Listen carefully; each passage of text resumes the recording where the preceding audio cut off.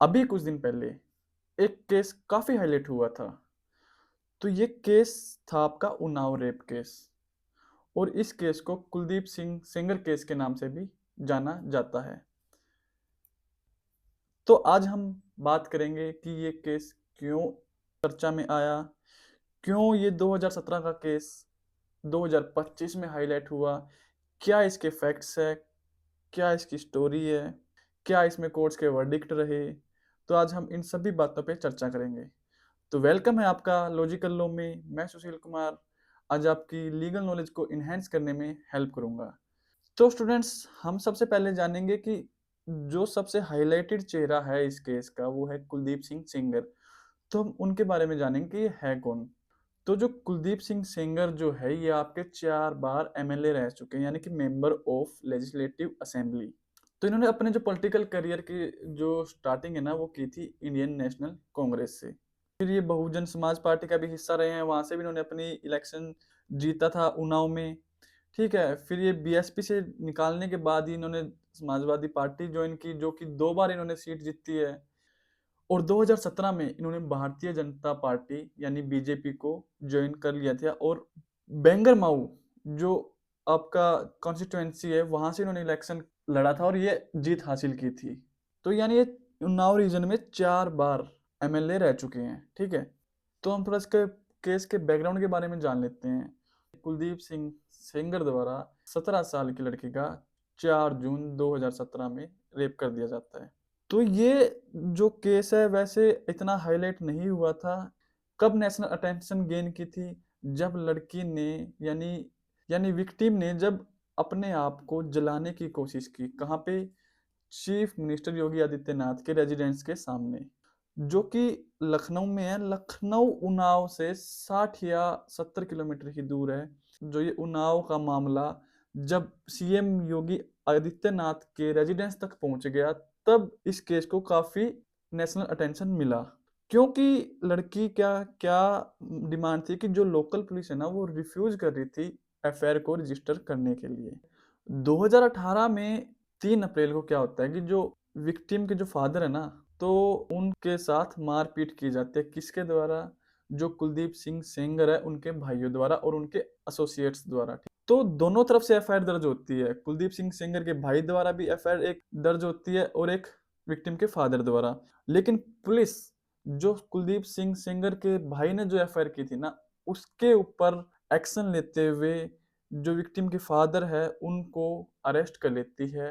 Section 323 जो कि आपका वॉलेंटरली कोजिंग हर्ट, यानी कि अगर आप किसी को जानबूझकर किसी को चोट पहुंचाना चाहते हैं। सेक्शन 504 इंटेंशनल इंसल्ट, अगर आप किसी की जानबूझकर छवि को खराब करना चाहते हैं।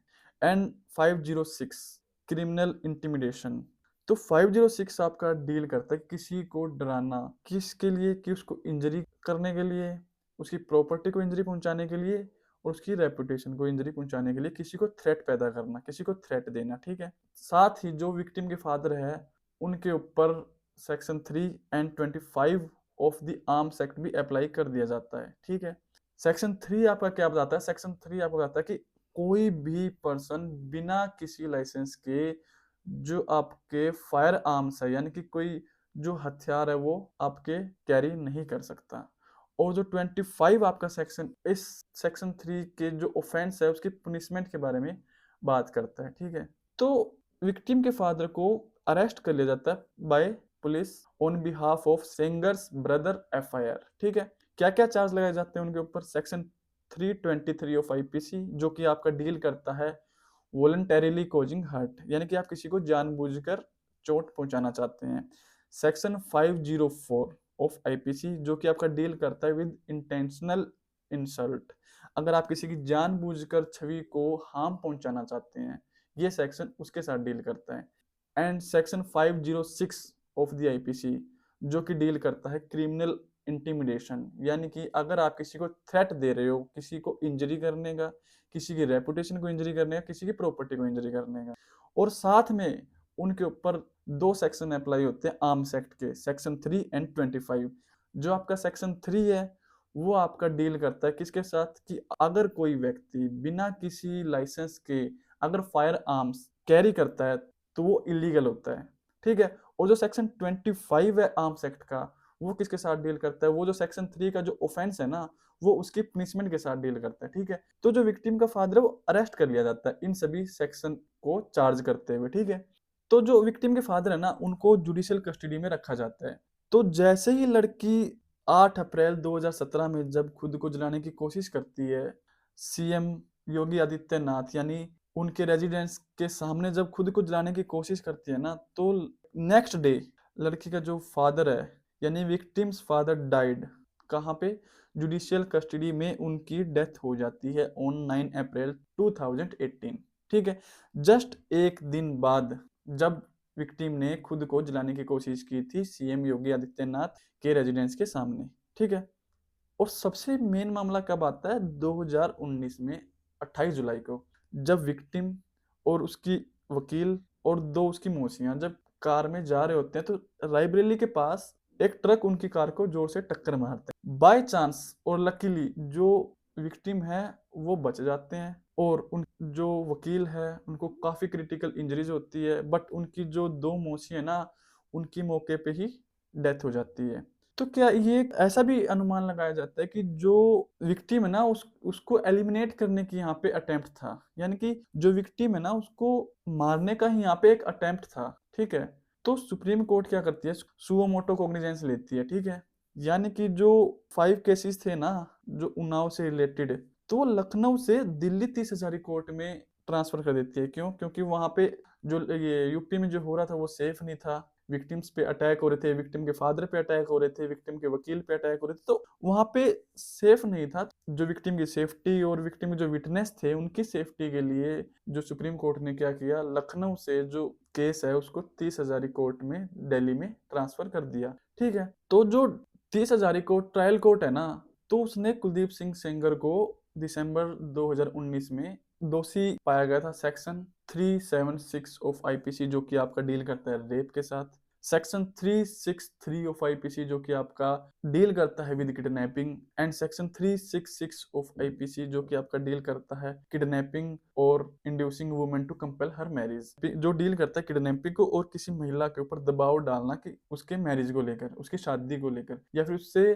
फोर्सफुली शादी के लिए हाँ करवाना। और उनके ऊपर 2 सेक्शंस और अप्लाई किए जाते हैं जो कि डील करते हैं protection of children from sexual offences, जो पोक्सो नाम से जाना जाता है, ठीक है। तो उनके ऊपर 2 सेक्शन कौन कौन से अप्लाई होते हैं, सेक्शन 5C एंड सेक्शन 6। जो आपका सेक्शन 5C है ना, वो डील करता है एग्रावेटेड पेनिट्रेटिव सेक्सुअल असोल्ट, ठीक है, जो कि पब्लिक सर्वेंट द्वारा किया जाता है। तो ये इसमें क्या होता है कि जो ये सब चार्ज अप्लाई करने के बाद डिस्ट्रिक्ट जो जज है ना, उनको लाइफ इम्प्रिजनमेंट की सजा सुनाता है और उनको 25 लाख का फाइन लगाता है और 10 लाख एडिशनल फाइन लगाता है, ठीक है। तो 6 साल बाद ये केस इतना चर्चित क्यों हुआ उसके बारे में हम जानेंगे। तो क्या था कि 23 दिसंबर 2024 में दिल्ली हाई कोर्ट ने सस्पेंड कर दी कुलदीप सिंह सेंगर की सजा को, ठीक है। जो कि क्योंकि 30 हजारी कोर्ट ने, जो ट्रायल कोर्ट ने इन कुलदीप सिंह सेंगर को जो सजा दी थी वो थी उम्र कैद और फाइन लगाया था, लेकिन दिल्ली हाई कोर्ट ने सस्पेंड कर दी 6 साल बाद कुलदीप सिंह सेंगर की उम्र कैद सजा को सस्पेंड कर दिया, ठीक है। जो डिवीजन बेंच था ना, वो था justice Subramaniam Prasad and justice Harish Vaidyanathan Shankar. तो उनको बेल ग्रांट कर दी गई, ठीक है। तो उन्होंने क्या रीजन दिया बेल ग्रांट करने का, और जो उनकी लाइफ इम्प्रिजनमेंट जो उनकी उम्र कैद थी उसको सस्पेंड करने का क्या रीजन दिया। तो उन्होंने टेक्निकल ग्राउंड बताया कि जो कुलदीप सिंह सेंगर है ना, वो क्वालिफाई नहीं करते एज ए पब्लिक सर्वेंट। जो आपका सेक्शन 21 है ना इंडियन पिनल कोड का, वो आपका डिफाइन करता है कि कौन कौन as a public servant consider किए जाएंगे, लेकिन जो मेंबर ऑफ लेजिस्लेटिव असेंबली यानी एमएलए का सेक्शन 21 में कहीं भी डिफाइन नहीं किया गया कि MLA as a public servant qualify करता है, ठीक है। तो अगर as a public servant MLA qualify नहीं करता तो उसके ऊपर पोक्सो एक्ट का सेक्शन 5C भी अप्लाई नहीं होता, ठीक है। क्यों नहीं होता? क्योंकि सेक्शन जो 5C है ना, वो आपका डील करता है एग्रावेटेड पेनिट्रेटिव सेक्सुअल असोल्ट, जो किसके द्वारा किया जाता है, पब्लिक सर्वेंट के द्वारा। लेकिन सेक्शन 21 ऑफ आईपीसी में तो public servant as a MLA qualify करता ही नहीं। सेक्शन 21 ऑफ आईपीसी के अकॉर्डिंग पब्लिक सर्वेंट में क्वालिफाई नहीं करता। पोक्सो एक्ट का सेक्शन 5C है, वो भी कुलदीप सिंह सेंगर पे अप्लाई नहीं होना चाहिए, तो उन्होंने ये अपना रीजन दिया।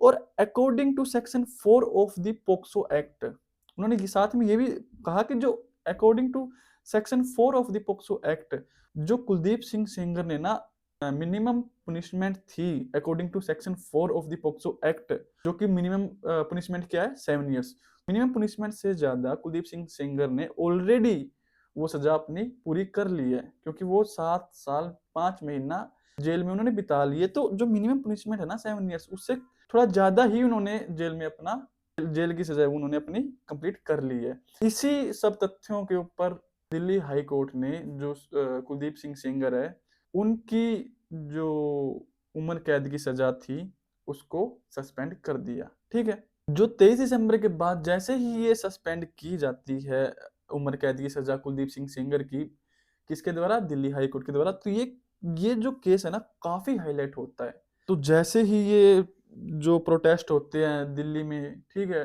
और भी कहीं यूनिवर्सिटीज में, तो एंटायर नेशन में एक कायोस पैदा हो जाता है। ठीक है, जैसे ही ये प्रोटेस्ट इतने होते हैं तो सुप्रीम कोर्ट क्या करता है, सुप्रीम कोर्ट एक सुओ मोटो कोग्निजेंस लेता है और 29 दिसंबर 2025 को 3 जज बेंच, जो कि chief justice of India Suryakant और justice JK Maheshwari and justice Augustine George के द्वारा, जो दिल्ली हाई कोर्ट का जो फैसला था ना, जो सस्पेंड करता है life imprisonment of Kuldeep Singh Sengar, उस ऑर्डर पे सुप्रीम कोर्ट द्वारा स्टे लगा दिया जाता है।